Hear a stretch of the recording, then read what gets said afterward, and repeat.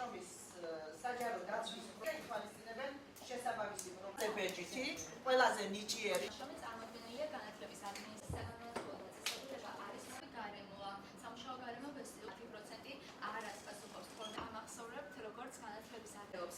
კვლევა უნდა გაანალიზოს აკადემიური არის განვითარებისათვის მდგომარეობა სამაგისტრო ნაშრომის შეფასება და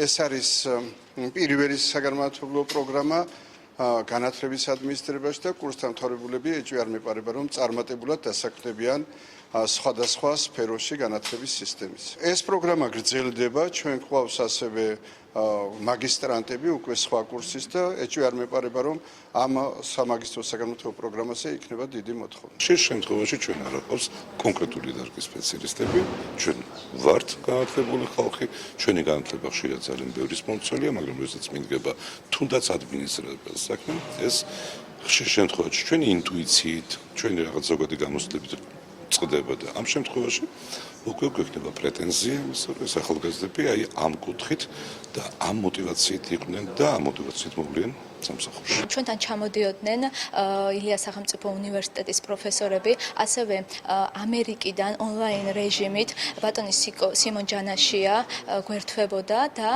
პარალელურად გვაძლევდა დავალებებს და ხდებოდა ინტერნეტის გამოყენებით სწავლების პროცესი. ჩვენ პირდაპირ იმიტომ ვართ მომგებიან პოზიციაში, რომ ჩვენ შეთვისებული გვაქვს ის მართვის უნარები და უნარჩვევები, რომლებიც აუცილებელია დღეს მომავალ დირექტორს, რესურს ცენტრის ხელმძღვანელს, განათლების მინისტრს, რექტორს უნდა კონდეს.